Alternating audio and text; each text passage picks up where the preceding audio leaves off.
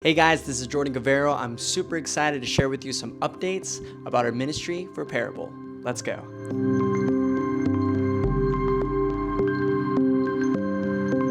To kick things off, I want to share with you a little bit of a story of a student named Juan. Juan is one of our students from Cabrillo High School, and he met Axel at the park. And he asked me to see if we could take him out for a meal, get to know his story. And so was not expecting the conversation that we were going to have, which I'm going to tell you in just a moment. We meet up for Chick-fil-A, and we sit down for a meal, and we get to know his story for the very first time. We're just here listening to him, and we find out some really interesting details. We first discovered his family dynamic. We discovered that his dad got deported and went sent back to Mexico. He, unfortunately, is not in the picture anymore. And the mom is not as around because she's working a lot. And so this led to Juan being adopted by his now legal guardians, which are his mom's friends. So the mom comes to visit him every once in a while. And so his guardians are taking care of him right now. And even unfortunately, they work late nights because of the business they own. So just seeing this really interesting dynamic for Juan with this lack of parenthood. So this led him to just be this self-independent person. Literally, he takes the bus and the metro from South Central LA all the way to Cabrillo High School, which takes him about 2 hours every single morning. So he has to literally get up at 5 a.m. just to get to Cabrillo at 7:30 a.m. So this kid is just very independent. This kid has just been really trying to find purpose in himself because he lacks the very parents that were supposed to help him find that purpose. So now I want to go into Juan's just aspirations in his life. And unfortunately, his aspirations were due to his uncle's really bad affirmations that he put on him. He was telling us at the dinner table, he was saying, like my uncle would always tell me, you are a failure and you will never amount to anything. And he would use that framework of negativity to say, I take these negative things and I'm trying to make it to something positive that forces me to do something good for my life. In a way, he takes this negative reinforcement as more of a, it's a good thing that he calls me that because it is now making me want to be something better, which I understand his heart behind it. But I was telling him in this conversation, like, that was not right. Your uncle is wrong because no kid, especially at that age, should never hear that he is a failure. He will never amount to anything because that is not how God created us to be. And so to hear that, it breaks my heart that this kid kept hearing that and been trying to just suppress it with outward positive thinking, which I understand is good, but yet there's just this broken kid trying to fill the void with so much of his schoolwork, his aspirations, desires. Some of his desires are just to save up enough money to hopefully get out of the very place that he's living in right now to move out on his own. He was even telling me just about his outlook for the community. He was saying how, like, I really hope to just help my own Hispanic community just because there's so much going on in today's political climate that I need a sense of hope, and there's just so much brokenness happening in my own city. And knowing the sensitivity of this topic when it comes to just all that's happening within today's world, I could tell there was a lot of hurt. I could tell there was a lot of anger and bitterness, and that there's this kid who desires to see hope in the midst of this and broken city that we're living in. I was admiring this kid because underneath the surface of all the realities that are happening in his life, I can sense that he wanted something more.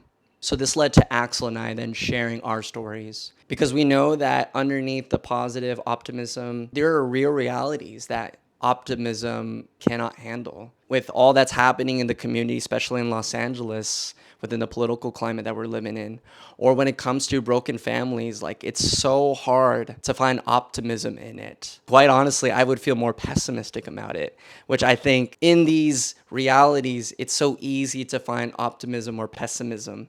But I think when I was telling him my story, I need something beyond optimism. I needed something beyond pessimism, which was this word hope. And I was telling my story how, like, with everything that I was trying to receive and trying to achieve with my work and even my girlfriend at the time, all these things came crumbling down and I no longer have these things that gave me identity and purpose. Then what am I supposed to feel and who am I supposed to be? Am I supposed to be optimistic?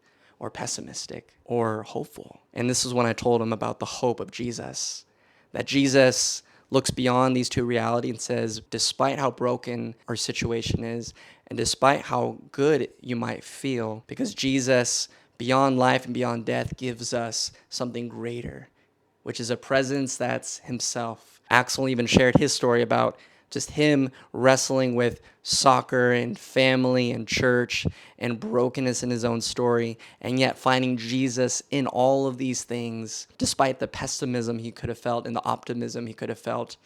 He saw the hope in Jesus in it, and this is where we got to share the gospel for the first time. He's such a positive person. I mean, I can just tell as I was conversating with this guy. Underneath this positive outlook this guy had, I was telling him, like, dude, like, I think you're searching for something more than just good thinking. I think you need a genuine presence. You need someone real and tangible that you can taste and see. This is something that Axel and I got to experience when we met Jesus. And let me tell you today, this presence is real. He exists within our broken realities and our good realities. But the question is, would you follow this man named Jesus? And he accepted the call to follow Jesus. And here's the craziest part. As we were praying for him, his demeanor changed. His hand was starting to shake. His palms were getting sweaty. And all of a sudden, as he looked up, he got emotional. And he was telling us after the prayer, he was saying, after you guys prayed for me, I felt like someone was with me. And I just felt like a burden was lifted off of me. And I feel warm. And I feel like I'm not alone anymore. And me and Axel were just looking at each other. And we were just like, wow. This kid, despite his broken realities that are still happening to this day, he found hope in Jesus. And I just thought, wow, this was a rare moment for a kid to discover the hope and beauty of a crucified and a resurrected Christ. That's real, that's tangible, that exists, not in theory, but in reality. And so to summarize this story, Juan is now excited. Juan wants to follow Jesus, and we need your prayers because I can obviously walk with him, but my desire is we have students like Axel and our club president, Juan, other Juan, to walk with him in his journey. So please, can you pray for more laborers to walk with students like Juan so that he can follow the ways of Jesus? And even prayerfully, he can one day find a church community he can walk within as well. There's so much hope in the stories that are happening today. And I tell you this story because this is happening in the very cities, in our campuses. This is not often happening in just the church. This is happening in the streets. And so I want to encourage you guys, for those watching and listening and reading my newsletter, God is on the move.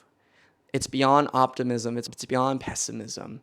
It reminds me of this quote by Leslie Newberg, who was a missionary who went around the world. And after his whole life of doing missions, he was asked the question, are you optimistic or pessimistic about what you've observed throughout your missionary journey? And he said this very famous quote that just sticks with me to this day. He says, I am neither an optimist or a pessimist because Jesus Christ is risen from the dead. And that's our hope. It's beyond good feelings. It's beyond horrible feelings. It's that there is a genuine presence that's alive today, that's happening around our city, in the alleyways, at the skate parks, in our communities. And that's the resurrected Christ that's changing lives just like Juan. And so for those watching, thank you so much. And for praying for our ministry, praying for our students. If it wasn't for your prayers, we would not be seeing changed lives like this. So thank you so much. For those brand new hearing about this ministry for the first time, can I just invite you to hit me up through text or email? It should be on the screen. I would love to share with you more about some stories of God, what he's doing for Parable, and how you can pray for us and even support us financially on this journey towards reaching high school teenagers for Jesus. I'm so honored to know that this Easter we're celebrating a crucified Christ, but also a resurrected Christ that lives and breathes today in our world. And so I want to bless you guys as you go about your way. May the Lord bless you and keep you.